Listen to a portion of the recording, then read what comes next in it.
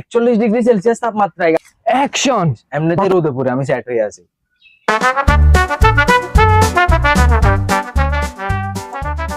হ্যাঁ ভাই, ready ready. একদম স্যাড লুক দিবি, ফিলিংস লাগবে। ব্যাকগ্রাউন্ডে একদম ভাইরাল স্যাড সং লাগাবো। ভাই দুপুর 2টার রোদে তুই আমাকে এই খালি মাঠে এনে কিসের স্যাড লুক নিচ্ছিস? এমনিতে রোদে পড়ে আমি সেট হয়ে আছি। অ্যাকশন।